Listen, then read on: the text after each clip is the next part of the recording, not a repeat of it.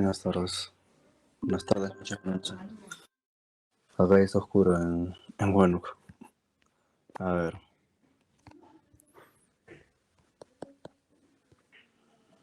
Listo.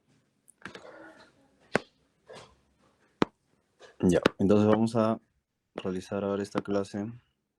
Y es la segunda parte, o sea, la segunda sección dentro de lo que es esta unidad que ahora vamos a ver trastornos del medio interno. ¿Ya? Esta clase es de sodio y potasio, que es prácticamente en lo que se engloba más lo que más preguntan. Y la segunda clase es de trastornos del calcio y fósforo, que en sí también va en parte de endocrino, ¿ya? O sea, vamos a ver enfermedades como el hiperparatiroidismo, ¿no? Pero obviamente más que todo las manifestaciones semiológicas y los algoritmos para ver las diferencias, sobre todo el calcio y el fósforo, ¿no? Entonces, y eso tiene que también tener, como es parte de endocrino, como siempre les digo, tiene que dominar la fisiología, ¿no? O sea, cómo se regulariza el calcio. Obviamente yo les voy a dar un breve resumen, pero tienen que siempre repasar, como les digo, conceptos fisiológicos antes de la clase semio. Y lo que vamos a hablar hoy día, entonces, es una clase que es, si bien no es mucha semiología, no va tanto en la parte de semiología, igual el hecho de los pacientes, cuando vienen con esos trastornos, al menos identificarlos, ¿no? Y en ese momento de pedirle los laboratorios y todo, igual es un tema que lo tocan siempre en los cursos de semiología, está en los libros de semiología. Como le digo, no es tanto la palabra en sí como semio, pero es un tema importante, ¿no?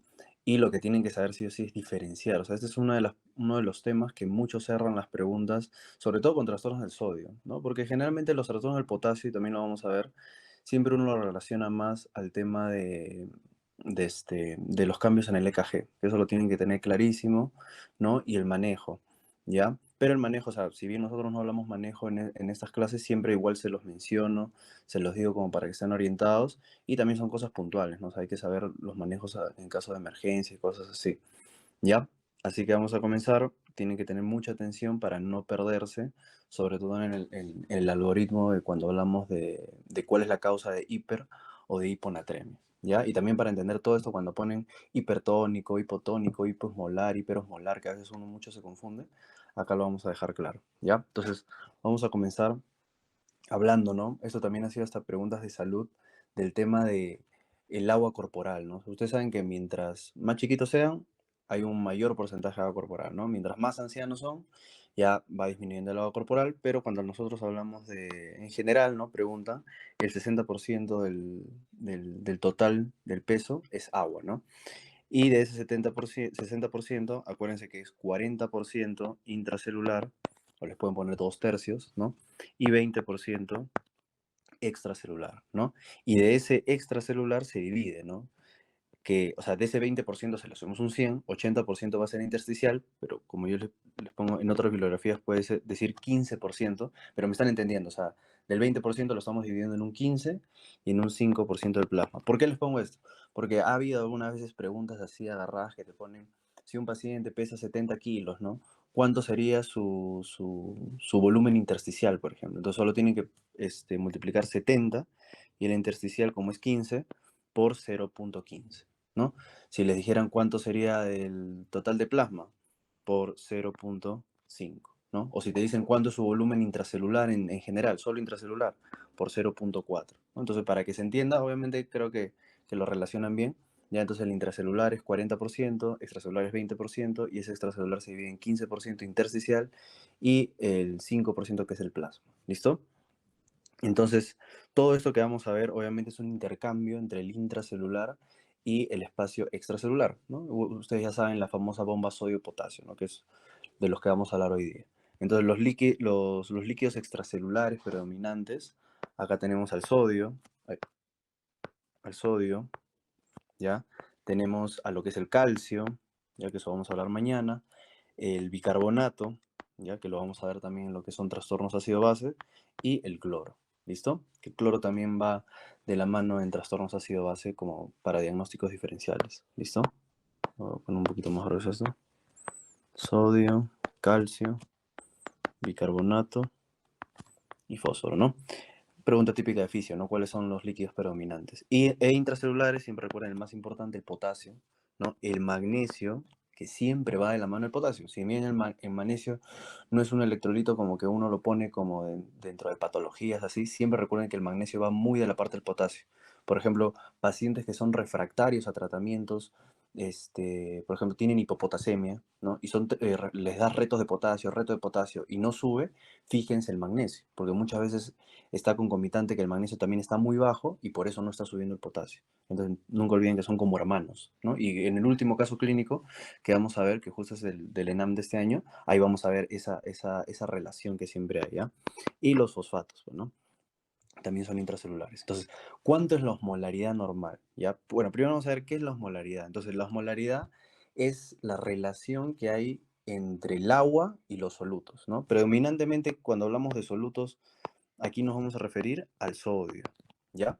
O sea, en general, porque es el electrolito más importante extracelular. Entonces, estamos hablando de en un medio, ¿ya?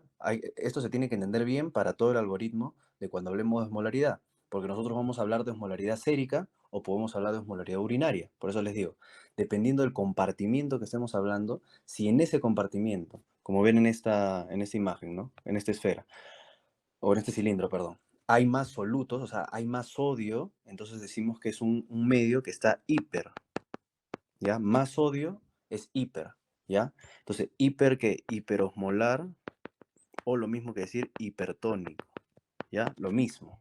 En cambio, si en un compartimiento hay más agua, ¿ya? O sea, digamos, por ejemplo, cuando nosotros hablábamos de la secreción, perdón, de la diabetes insípida, por ejemplo, ¿no? Que hablábamos en la anterior clase. La diabetes insípida es cuando no se produce antidiurética, ¿no? Entonces, al no producir antidiurética, no se reabsorbe agua en el túbulo colector. Entonces, ¿qué pasa en la orina? Se comienza a eliminar todo el agua, ¿no? Porque no se reabsorbe. Entonces, la orina está cargada de agua. Entonces, ¿qué pasa con la orina? Su osmolaridad está disminuida porque hay más agua, ¿se entiende? Si yo les digo que tomo ahorita 3 litros de agua, solo agua, o sea, agua, no Gatorade, no esas cosas, sino agua pura. Entonces, ¿qué estoy haciendo con mi medio? Estoy haciendo que se vuelva más hiposmolar o hipotónico, porque estoy haciendo que obviamente cuando tomo agua, eso se va a resolver a la sangre, entonces voy a volver más hipotónico. Por lo contrario, ¿no? Si yo, cuando ustedes comen sal, ¿no? Para que se entienda, cuando ustedes comen canchita o algo muy salado, ¿por qué les da mucha sed? Porque al comer sal, ustedes saben que la sal es cloruro de sodio, ¿no? Entonces ustedes están aumentando su osmolaridad, ¿no? Porque está aumentando más el sodio. Entonces, aumenta la osmolaridad, se vuelve su cuerpo en un estadio hiperosmolar. Entonces, ¿qué comienza a hacer el cuerpo? Comienza a activar más la antidiurética para reabsorber más agua y mantener la osmolaridad. Entonces, queda claro, ¿no? Si en un lugar, sangre o orina, de lo que estemos hablando, hay más sodio, es hiperosmolar o hipertónico. Y si es más agua, es hipoosmolar o hipotónico. ¿Listo? Claro. Si alguno, como les digo acá, los que están en la clase, si alguno tiene alguna duda o algo, me pregunta. ¿Ya? Pero eso queda claro porque es una cosa de dudas, porque esto no es memoria, es entender. ¿Ya? Entonces, ¿cuánto es la osmolaridad normal? Pues ya ahora sí hablando. La osmolaridad normal sérica, porque la que tiene que saber más que todo es sérica, es de 280 a 295 miliosmoles por kilo. ¿Ya? Esa es la osmolaridad normal. Unas bibliografías pueden cambiar, pero esa es base que sepan. Unos dicen 285, 295, pero hay que dejarlo ahí. ¿Ya? Y tienen que saber la fórmula de la osmolaridad. ¿Ya? Necesario que la sepan de memoria, no tanto. Es más, hay una abreviada que en donde no contabilizan la urea, por si acaso. ¿Ya? Pero igual acá quiero que vean que cómo vemos la osmolaridad y también por qué se relaciona obviamente con lo que les digo, que si hay más sodio, hay un medio más hiperosmolar, porque es, miren, sodio por 2. Entonces, obviamente, si yo tengo más sodio, va a ser un medio más hiperosmolar, ¿no? Más la glucosa sobre 18. ¿Ya? Entonces, esto también que quede muy claro, o que quede al menos que lo vean en la fórmula, porque va a explicar el porqué de lo que vamos a explicar ahora en lo que es la hiponatremia. ¿Ya? Entonces, en simple, es sodio por 2 más glucosa sobre 18. ¿Ya? Si quieren ser más exactos con la osmolaridad, más la urea sobre 5,6. ¿Ya? Listo. Entonces, eso queda claro hasta ahí. Entonces, ahora vamos a hablar de los trastornos. Primero los trastornos del sodio, que es lo más frecuente. ¿Ya? La hiponatremia, en general de todos los trastornos de sodio, del potasio, del calcio, es el trastorno hidroelectrolítico más frecuente. ¿Listo? la hiponatremia. Por eso es al menos la que deben saber bien su algoritmo, porque puede que se los pregunten, ¿ya? Entonces, la hiponatremia se puede dividir de tres tipos, ¿ya? Hipotónico, o sea, que tiene una osmolaridad baja; isotónico, que tiene una osmolaridad normal, o una tonicidad normal, ¿no? Y hipertónico, hipertónico, que tiene una osmolaridad alta. Entonces, si nosotros hablamos de hiponatremia, ¿no? O sea, que tiene sodio bajo, ¿no? ¿Qué es lo que debería tener normalmente o cómo debería estar ese medio si tiene el sodio bajo? Debería ser hipotónico, ¿verdad? Porque tiene sodio bajo, entonces hay más agua. Entonces, por eso les pongo acá que el tipo hipotónico, ¿no? Es el más frecuente y hablamos de una verdadera hiponatremia, ¿ya? Una verdadera hiponatremia porque en sí el sodio está bajando. Pero hay unos casos que se llama pseudohiponatremia. ¿Pero por qué se llama pseudohiponatremia? Porque está el sodio bajo, pero la osmolaridad está normal o aumentada. Y eso está mal, ¿no? Porque obviamente, si la osmolaridad está aumentada, no tendría relación con la hiponatremia, ¿no? Porque si el sodio está bajo, la osmolaridad debería estar baja. Entonces, ¿en qué situaciones, o la situación más importante que deben saber, tanto con osmolaridad hipertónica como isotónica, es en los estados de hiperglicemia? ¿Ya? En los estados de hiperglicemia puede haber osmolaridad normal o aumentada. ¿Y por qué? Recordemos, vamos a la fórmula. Habíamos dicho que la osmolaridad era sodio por 2 más glucosa sobre 18. Entonces, si aumenta la glucosa, ¿no? Puede que nosotros tengamos una patología de base en donde el sodio está bajo, ¿no? Pero como también la glucosa está elevada, ¿qué pasa? La osmolaridad también va a aumentar. Entonces lo tapa, ¿se entiende? Por eso, muchas veces en estos pacientes, me acuerdo de mi internado, me decían, ¿no? Cuando hay un paciente, por ejemplo, con una crisis hiperglicémica, ¿no? Y ven que está, no sé, pues, con glucosa 400 tanto, 500, hay que corregir el sodio, ¿ya? Porque muchas veces los pacientes pueden venir con hiponatremia, pero no es una hiponatremia verdadera per se, ¿no? Entonces tienen que corregirla, ¿listo? Entonces ese es el ejemplo más claro y eso lo entienden con la fórmula, ¿ya? Ahora, otras causas de, ahora sí lo que es pseudohiponatremia, por ejemplo, hipertónica, está el uso de manitol, que es un diurético, ¿ya? El uso de contraste, ¿listo? Y el uso de glicina, ¿ya? Pero sobre todo manitol y contraste. Y las isotónicas está lo que es el manitol también, ¿listo? Hiperglicemia y manitol son causas en sí, en general, de hiponatremia o pseudohiponatremia, ¿no? Ya saben lo que es una pseudohiponatremia, que no tiene una osmolaridad baja, ¿no? Sino que está hipertónica o isotónica. Listo, entonces, ahora cuando hablamos de hiponatremia lo podemos dividir, ¿no? Leve, moderado, severo. Y eso es importante porque muchas veces la leve es asintomático, ¿ya? Pacientes ustedes pueden ver a veces uno se preocupa, ¿no? Ya por obviamente querer participar, ven el sodio en 130, acuérdense que obviamente hablando del sodio, los valores normales de 135 a 145, ¿no? Entonces ven el sodio en 133, doctor, tiene una hiponatremia, pero generalmente es asintomático, ¿no? No es algo así como que para, para preocuparse, a menos que lo estemos viendo en un contexto clínico, ¿no? De donde puede hacerme sospechar de alguna patología o algo que está por ahí, ¿no? Pero si no, normal, ¿no? Puede ser por la misma dieta del paciente, ¿listo?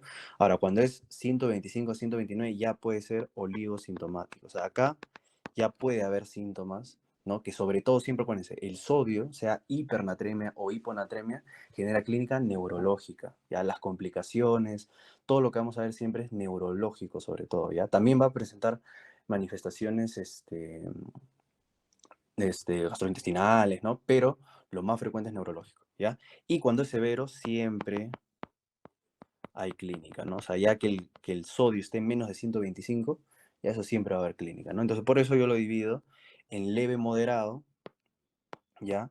O severo, ¿no? Entonces, y también acá se divide, ¿no? Eso es una hiponatremia aguda o crónica. La hiponatremia aguda se dice cuando se da en menos de 48 horas, ¿no? Un proceso agudo. En cambio, hiponatremia crónica cuando se da mayor de 48 horas. Por eso que cuando es un proceso crónico, generalmente como ha sido más paulatinamente esta disminución, generalmente no es una disminución severa, pues, ¿no? Por eso los síntomas son leves, moderados, diferente a un agudo que sí va a ser severo. Entonces, ¿qué podemos ver, por ejemplo, en las manifestaciones leves, moderadas? Debilidad muscular,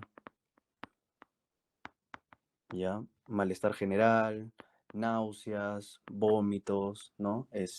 Cefalea, por ahí un poco de letargo, ¿no? Pero no llega más. En cambio, cuando ya es un cuadro agudo, severo, ¿no? Menos de 125, aquí hay vómitos, puede haber distrés respiratorio, ya en la parte neurológica, como les digo, ya el paciente puede llegar de estupor hasta coma, ¿no? Que ya saben que el estupor, bueno, eso lo vamos a ver en semiología neurológica, pero el estupor es cuando solo responde a estímulos dolorosos, o sea, ya está bien mal, ¿no? Coma, convulsiones, ¿ya? Y puede tener hasta Glasgow, pacientes con Glasgow menor o igual a 8, pues, ¿no? O sea, ya severo.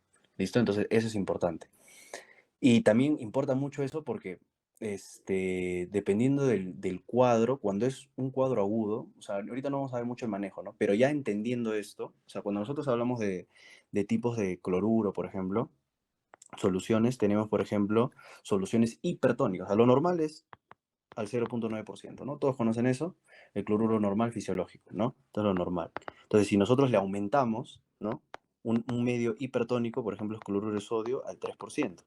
Y un medio hipotónico sería cloruro del sodio al 0,3%, ¿verdad? Entonces, generalmente, obviamente, si estamos hablando de un trastorno del sodio donde hay hiponatremia, ¿no? O sea, hay un medio hiposmolar, lo más lógico sería que darle una solución hipertónica, ¿verdad? Entonces, pero eso también depende mucho y por eso muchos se confunden. Si la causa de la hiponatremia es por deshidratación, o sea, es porque es un paciente con hipovolemia, y ahorita vamos a ver por qué se va a dividir, o sea, es porque le falta líquido. Entonces a esos pacientes sí o sí se le va a dar igual al 0,9%, o sea, una fisiológica, ¿ya? Pero en los casos de que es agudo y severo, siempre, siempre cuando es un cuadro agudo de hiponatremia, le van a tener que dar un suero hipertónico, ¿ya? Para aumentar la osmolaridad. Obviamente no rápidamente porque ya vamos a ver que no pueden pasar rápido de 135, perdón, digamos de 128 a 139, ¿no? Ustedes saben que no pueden exceder. ¿Alguien sabe cuánto yo debería aumentar por día? Eso es importantísimo, importantísimo, pero es Pepa, preguntas de siempre de trastorno del sodio. ¿Alguien sabe hasta cuántos milequivalentes yo puedo subir al día? Porque si me excedo de eso, puedo generar ya las complicaciones. ¿Alguien ha leído de eso, sabe? Máximo 10. Ya máximo 10 milequivalentes por día. Y a la inversa, ¿no? Si es un paciente con hipernatremia, igual. ¿Cuánto le voy a bajar máximo al día? 10 mil equivalentes. No me puedo exceder de eso, ¿no? Y a la hora, 1.000 equivalente. Por hora, máximo 1.000 equivalente. ¿Ya? Porque ahí vamos a ver las complicaciones. ¿Listo? Entonces, eso es importantísimo. Eso lo tienen que saber sí o sí. Se los voy a, se los voy a apuntar más abajito cuando estamos hablando de las complicaciones. ¿Ya? Entonces, el cuadro severo agudo, obviamente, tiene clínica neurológica más severa. Entonces, acá está el algoritmo, ¿ya? Que yo se los he resumido aquí para que lo entiendan. Entonces, la hiponatremia, vamos a hablar de una hiponatremia verdadera, ¿no? Acá, disculpen, no es hiponatremia hipertónica, es hiponatremia hipotónica, ¿no? ¿Ya? Que estamos hablando de la hiponatremia verdadera, ¿no? Porque ya hemos dicho que la hipertónica y la isotónica son las pseudohiponatremias. Ya, entonces acá es la hiponatremia hipotónica, se puede dividir en hipovolémica, en euvolémica y en hipervolémica, ¿no? Entonces, acá, al final, todos, como el sodio está bajo, ¿no? La osmolaridad sérica está disminuida, ¿no? Una verdadera hiponatremia. Listo, eso queda claro. Luego, el agua corporal, acá depende, pues, ¿no? Porque si es hipovolémica, el agua corporal está disminuida, pero en la euvolémica o en la hipervolémica obviamente va a estar aumentada, ¿no? Y el sodio corporal, en el caso de la hipovolémica, el sodio está bajo, ¿no? Porque se está perdiendo sodio por hipovolemia. En la euvolémica puede estar disminuido, puede estar normal. Y en la hipervolémica, siempre recuerden, el sodio corporal total no es lo mismo que el sodio sérico, ¿no? El sodio corporal total está normal. ¿Por qué, doctor? ¿No estamos hablando de hiponatremia? Sí, es una hiponatremia, pero es una hiponatremia diluyente, ¿no? Porque estamos hablando de un paciente con hipervolemia, o sea, que se ha cargado de agua, entonces el sodio sigue siendo normal, o sea, no es que ha cambiado los valores de sodio en el sentido de que adentro hay más o menos, sino que se ha mantenido lo normal, pero se ha agregado más agua, entonces se diluye, ¿se entiende? ¿Ya? Entonces cuando hablamos de las causas hipovolémicas tienen que ser por pérdidas, pues, ¿no? Entonces acá ya viene lo que yo les decía que tienen que diferenciar bien cuando hablamos de si es extrarrenal o renal. O sea, eso siempre lo van a preguntar y es algo que también lo tienen que dominar mucho para cuando hablan de insuficiencia renal aguda, ¿ya? Entonces, ¿cuándo hablamos de extrarrenal? O sea, ¿cuándo podemos decir que la causa de esta hipovolemia es fuera del riñón. Tenemos que medir el sodio urinario, nunca olviden eso. Entonces, el sodio urinario sale menor de 25 equivalentes, es extrarrenal, ¿ya? Ustedes me preguntan por qué. ¿Por qué el sodio urinario en la extrarrenal está disminuida y en la renal, en este caso, veríamos sodio urinario mayor de 40 equivalentes, ¿ya? ¿Cómo nunca se van a olvidar de eso? Porque cuando el problema es renal, recuerden, cuando el problema es renal, es porque ahí hay una tubulopatía, ¿no? Entonces, en los túbulos, ¿qué actúa? La aldosterona, ¿verdad? Entonces, la aldosterona, ¿qué hace? Reabsorbe sodio, ¿cierto? Entonces, al reabsorber sodio, si hay una tubulopatía, o sea, no funciona la aldosterona. Entonces, ¿qué pasa? Se comienza a eliminar sodio por la orina. O sea, así yo lo recuerdo siempre. Entonces, por eso, cuando lo vean igual en insuficiencia renal aguda de tipo renal, ahí van a ver sodio urinario mayor a 40 equivalentes o fracción de sodio urinario mayor al 1%. Eso es lo que diferencia una insuficiencia renal aguda prerrenal de una renal, ¿no? Siempre es pregunta típica de examen, pero ya saben por qué. Porque cuando es renal es porque está fallando el túbulo, entonces la aldosterona no funciona y se comienza a eliminar un montón de sodio por la orina, ¿no? Diferente a la prerrenal, que no tiene nada que ver, que es un caso simplemente de hipovolemia, ¿ya? Entonces, en las extrarrenales que tenemos, diarrea, vómitos, quemados, ¿no? Por pérdida de plasma, tercer espacio, ¿no? Y en las causas renales, importante, tenemos los diuréticos, ¿no? Diuréticos que generan hiponatremia, los que más deben saber, por ejemplo, la furosemida, ¿no? Que son los diuréticos de techo alto, y las tiazidas, ¿ya? Son los dos diuréticos que, como efecto adverso, generan hiponatremia. Bueno, la furosemida genera hipotodo, siempre les digo, ¿no? Hiponatremia, hipopotasemia, hipomagnesemia, todo hipo, ¿ya? Hipocalcemia, ¿listo? La enfermedad de Addison, ¿no? Que ya habíamos visto, que es la enfermedad de Addison, insuficiencia suprarrenal primaria, ¿no? Entonces, ¿qué hay en la insuficiencia suprarrenal primaria? No se produce aldosterona. Por eso no se reabsorbe sodio, se elimina sodio por la orina y genera hiponatremia, ¿verdad? Pero de tipo hipovolémica, porque está perdiendo todo por orina. Y lo otro que también es el síndrome de cerebro paradoxal, que ya es más infrecuente, ¿ya? Pero siempre recuerden de los tipos renales, diuréticos y enfermedad de Addison. Luego tenemos las causas euvolémicas, ¿no? Obviamente estos pacientes clínicamente, ¿no? Si el paciente está hipovolémico, va a llegar un paciente deshidratado, pues, ¿no? Paciente con hiponatremia, pero un paciente deshidratado, mucosa oral seca y todo eso, ¿no? En cambio, si es un paciente hipervolémico, va a venir con edemas, ¿no? O sea, primero para catalogarlo, pues, ¿no? ¿Es un paciente hipovolémico, hipervolémico o es euvolémico? O sea, está normal, ni deshidratado, ni con edemas, ¿no?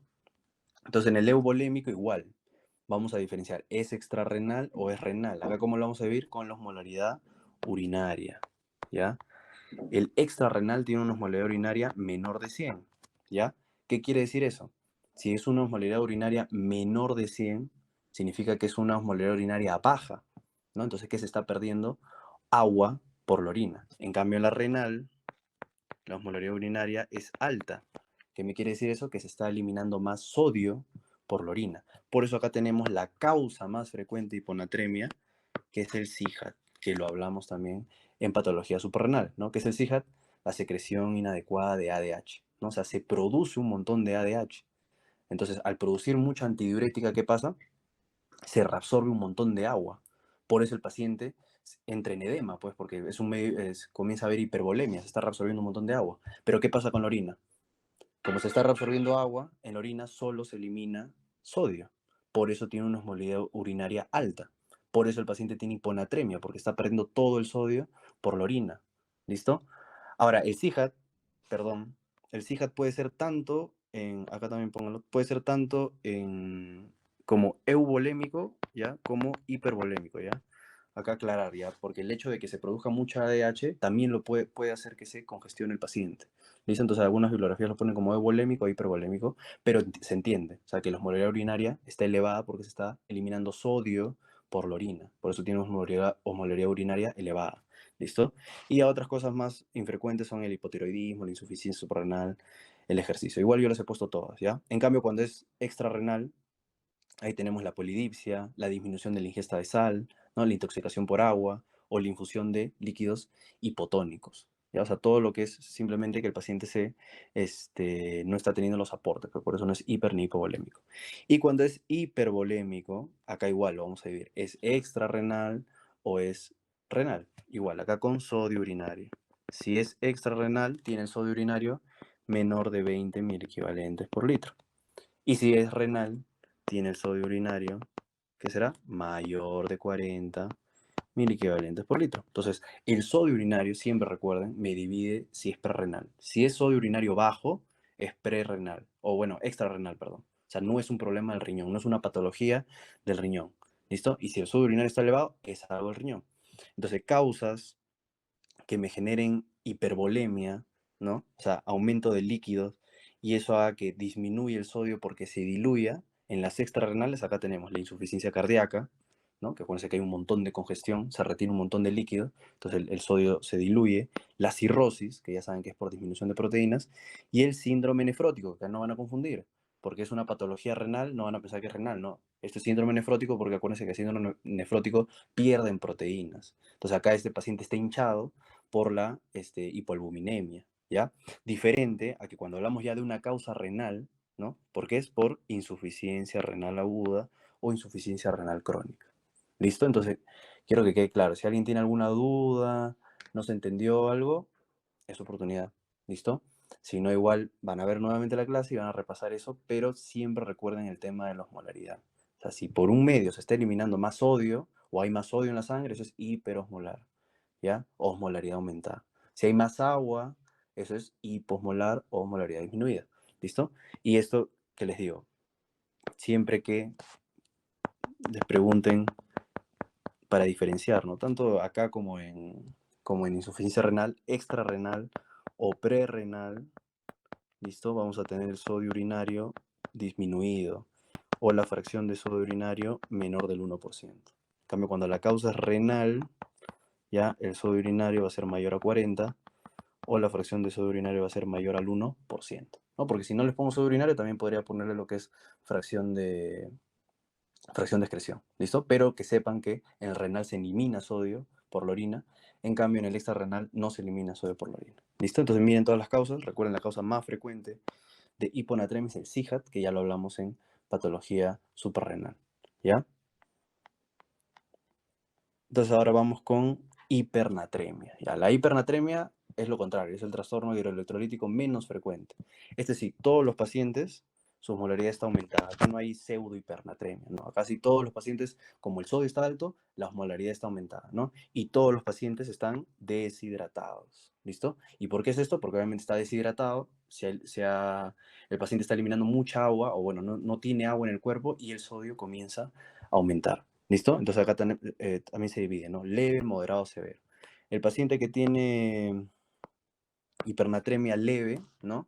Solo va a tener clínica sobre todo de deshidratación, nada más, ya, en resumen. O sea, el paciente va a estar deshidratado, va a tener las mucosas secas, nada más.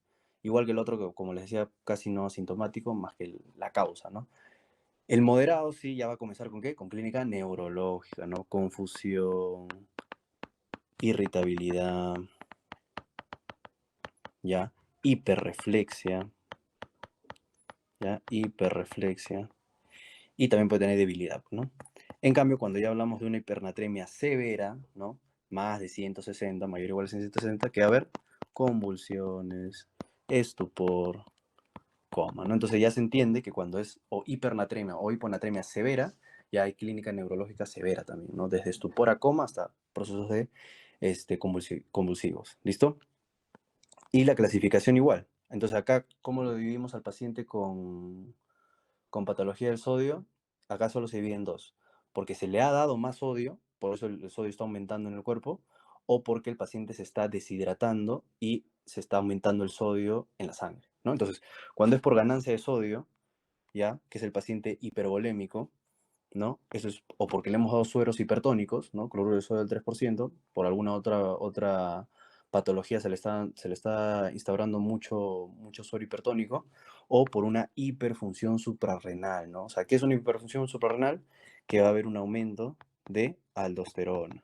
Por eso el aumento de aldosterona que va a hacer va a reabsorber más sodio, más sodio, más sodio, más sodio, y ese paciente va a estar hipervolémico y obviamente el sodio dentro va a aumentar. ¿listo? O sea, por ejemplo, cuando hablamos del hiperaldosteronismo primario, ¿no? Hiperaldosteronismo primario, también llamado síndrome de Cohn, estaría dentro de las causas, ¿no? Estaría dentro de las causas de ganancia de sodio o hipervolémica, ¿no? Por ejemplo, esas son las cosas que yo les digo que ya tienen que hacerlo por lógica, ¿no? Imagínense que, no sé, no entran a la clase, solo tienen el material, lo ven así como resumen, pero yo no he puesto síndrome de Cohn, ¿no?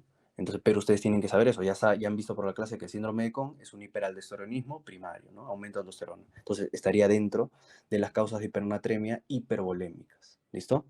En cambio, cuando hablamos de las euvolémicas o hipovolémicas es por pérdida de líquido, pues, ¿no? Se está perdiendo un montón de agua, entonces el medio, o sea, la sangre, se está quedando con más sodio, ¿ya? Entonces acá pueden haber dos tipos, un paciente oligúrico, ¿ya? O un paciente poliúrico, ¿listo? El paciente, ¿cuándo vamos a decir que es oligúrico? Cuando la causa es extrarrenal. Entonces, ¿qué nos va a aparecer en el caso clínico para pensar que es extrarrenal? Fracción de sodio urinario menor al 1%, ¿no? Quedó claro. Y esto puede ser pérdidas digestivas o no digestivas, pues, ¿no? En este caso, o sea, es como el otro que hablamos, ¿no? O sea, el otro también puede haber hipovolémico por pérdidas, solo que, ¿cómo se entiende? Que en este caso se está perdiendo más sodio que agua, ¿no? Perdón, se está perdiendo más agua que sodio. En cambio, en el otro se estaba perdiendo más, más sodio que agua, por eso era hiponatremia, ¿listo? Entonces acá en no digestivos tenemos pérdidas de piel, pulmón o la hipodipsia, ¿no? Y las digestivas está la diarrea, los vómitos o las fístulas, ¿listo? En cambio, cuando hablamos de un paciente con poliuria, acá sí es importante ver la osmolaridad urinaria, ¿ya? Porque si hablamos de una diuresis osmótica, es porque estos pacientes tienen una osmolaridad urinaria mayor a 300, ¿ya? ¿Y esto por qué ocurre? Por hiperglicemia, ¿no? Por ejemplo, por eso acá les pongo el estado hiperosmolar de los pacientes con crisis aguda en los pacientes con diabetes, ¿ya? Los diuréticos, ¿no? O sea, son causas que están eliminando un montón de agua, ¿ya? Están eliminando un montón de agua, por eso el paciente se está quedando con bastante sodio en la sangre. Por eso son pacientes con poliuria, ¿no? Más de 3 litros. Y lo otro sería pacientes también con poliuria, pero que tengan una osmolaridad urinaria menor de 300. ¿Y eso qué es? Lo que hablamos ayer, o perdón, anteayer, la diabetes insípida, ¿no? ¿Qué era la diabetes insípida? Cuando no se produce antidiurética. Entonces, como no se produce antidiurética, no se reabsorbe agua, ¿no? ¿Y qué pasa? Toda esa agua se elimina por la orina. Por eso esa osmolaridad urinaria es baja, ¿listo? Porque se está perdiendo un montón de agua por la orina. Y como yo les decía, para diferenciar, ¿no? Porque la diabetes insípida puede ser central, ¿no? O sea, que no se está produciendo en la hipófisis posterior, ¿no? En la neurohipófisis, o porque los receptores de antidiurética no están respondiendo a la hormona, ¿no? Entonces, cuando hay respuesta a vasopresina, o sea, que es la desmopresina, recuerden, la desmopresina es el fármaco análogo de la antidiurética, ¿no? Si yo le doy antidiurética y el paciente responde, o sea, mejora su osmolaridad tanto en orina como en sangre, sobre todo en sangre, que es lo que nos importa, decimos que el problema es central, ¿no? Porque le estamos dando lo que le falta, o sea, no se está produciendo, ¿no? Pero yo le dije, si no responde a la desmopresina, no responde a la vasopresina, esto ya es causa periférica, ¿no? O también llamada nefrogénica. O sea, el receptor está mal. Por eso, por más que yo le dé antidiurética, antidiurética, antidiurética, ese paciente no va a mejorar su osmolaridad. O sea, se va a seguir igual porque el problema es en el receptor, ¿no? Yo siempre les he dicho, lo más relacionado a pacientes que consumen litio. En cambio, cuando es un problema central, ya hemos visto, yo les dije lo más frecuente es idiopático, pero muchas veces relacionado a cirugías, tumores, etcétera. ¿Listo? Entonces, queda claro las causas de hipertremia, ¿ya? Que es menos frecuente, pero al menos sepan siempre de lo que es diabetes insípida, que hemos hablado ayer, que eso sí lo van a ver como enfermedad, ¿ya? Y lo que es la hiperfunción suprarrenal, bueno, el síndrome de Cohn. O sea, como les digo, si ustedes entienden la fisiología, ya entienden bien eso, la aldosterona, la antidiurética, ¿no? Ya se entienden, solo tienen que cranear, o sea, ven más o menos los datos, ven que el paciente está en hipernatremia, hiponatremia, el potasio, ¿no? Y ya más o menos van relacionando. ¿Listo? Entonces, ahora vamos a hablar de lo de las complicaciones que les decía. Entonces, ¿cuáles son las complicaciones que obviamente van a ser sobre todo a nivel del cerebro? en el caso de la hiponatremia o en el caso de la hipernatremia. Y así se entiende las complicaciones cuando te van así con respecto al manejo. Pero primero entiendan esto. Las complicaciones de la hiponatremia, entonces los pacientes con hiponatremia es porque tienen más agua, ¿no? Paciente con hiponatremia, o sea, en el medio tiene hiponatremia, o sea, tiene sodio bajo, es porque hay más agua en el medio. Entonces, si hay más agua, ¿cuál es la complicación principal que siempre he recordado en estos pacientes? El edema cerebral, ¿ya? El edema cerebral.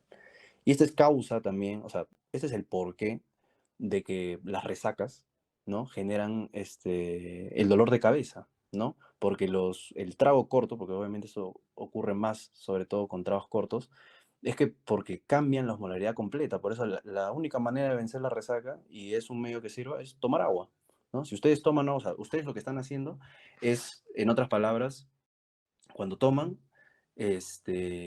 entrar a un medio hipertónico, ¿me entienden? Entonces, en la noche, ¿no? Cuando ustedes se duermen, ¿no? Bueno, porque generalmente la resaca es después cuando se despiertan, a menos que se queden de largo, pero generalmente cuando duermen y todo eso, o sea, el cuerpo ha intentado equilibrar esa osmolaridad, ¿no? Entonces, ¿qué ha hecho? Ha comenzado a reabsorber más agua, más agua, más agua, más agua, ¿no? Entonces, eso genera un edema cerebral, ¿no? En cambio, si ustedes toman, ¿no? Normal, pero toman agua también, ¿qué están haciendo? Están equilibrando la osmolaridad de su cuerpo. Entonces, eso va a hacer que prevenga la resaca al día siguiente. O sea, de que van a estar borrachos igual, porque o sea, eso va a llegar al final a la sangre, al cerebro. Pero al menos la osmolaridad la van a mantener normal, ¿ya? Entonces, las complicaciones inmunotrémicas, principalmente tenemos el edema cerebral, ¿ya? También todo lo que sea congestión por agua, pues, ¿no? Porque también va a generar edema agudo de pulmón, ¿no? ¿De qué tipo? Obviamente no cardiogénico, porque ya saben que el cardiogénico es por falla del ventrículo izquierdo, ¿no? Y daño neurológico, ¿listo? En cambio, las complicaciones hipernatrémicas, o sea, porque hay mucho sodio, ese sodio va de frente al cerebro, esto puede ser intracraneal. Y lo más importante que les van a preguntar, el síndrome de desmielinización osmótica. ¿Por qué se llama síndrome de desmielinización osmótica? Porque el aumento de osmolaridad genera que se rompa la mielina en la sustancia blanca del sistema nervioso central. Ya siempre recuerden eso, aumento de osmolaridad rompe la mielina del sistema nervioso central. ¿Listo? Y otra complicación es la rhabdomiólisis, que ya saben que es rotura muscular. Entonces, el exceso de sodio, en sí más que todo el estado hiperosmolar genera hemorragia intracraneal, síndrome de desmielinización osmótica y rhabdomiólisis. ¿Listo? Sobre todo el más importante. Por eso miren estas imágenes que les he dejado acá. Dice, ¿no?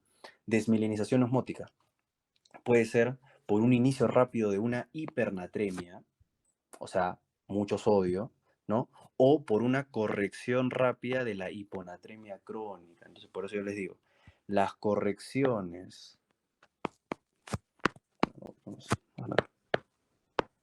Ya, las correcciones de los trastornos del sodio, sea hiponatremia o sea hipernatremia, cualquiera de los dos, no exceder de 10 mil equivalentes al día. En ambos. O sea, si es un paciente con hiponatremia, pongamos 124, no lo puedo subir a más de 134 en un día, ¿no? Y a veces hacen memes de eso en TikTok, ¿no?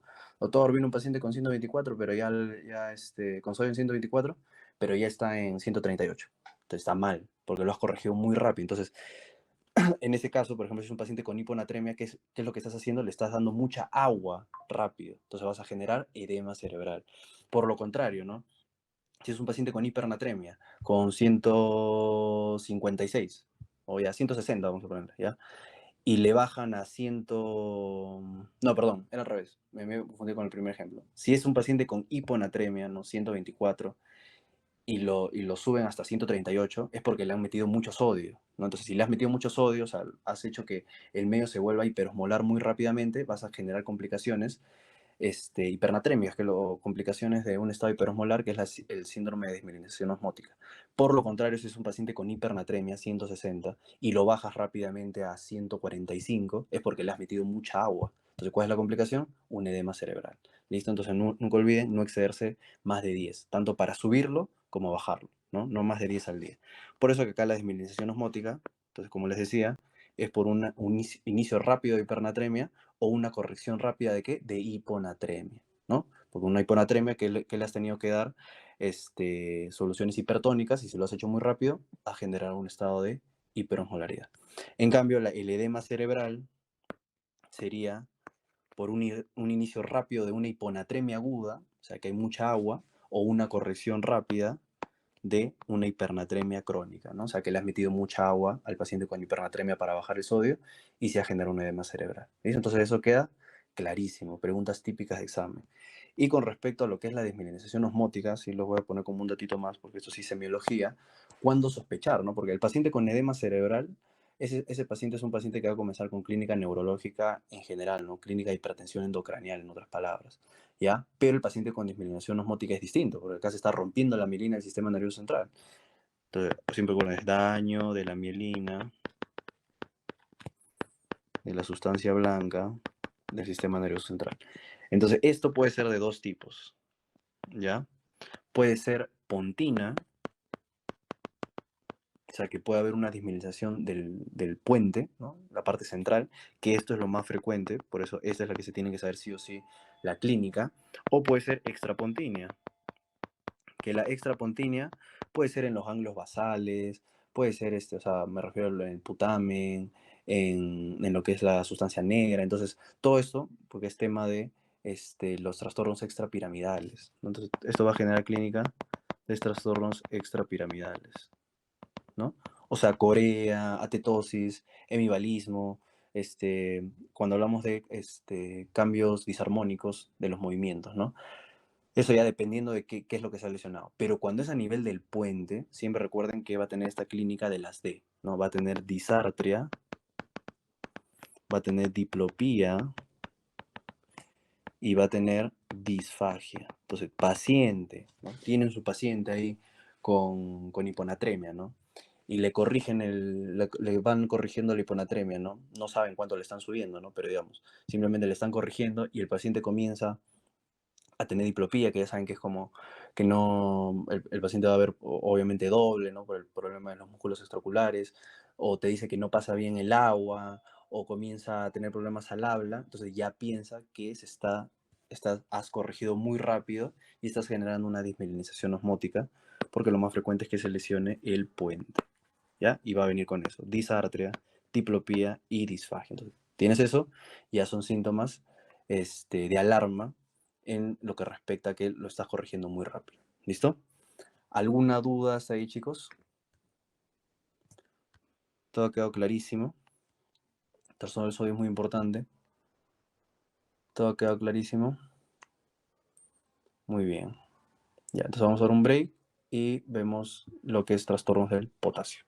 ¿Ya?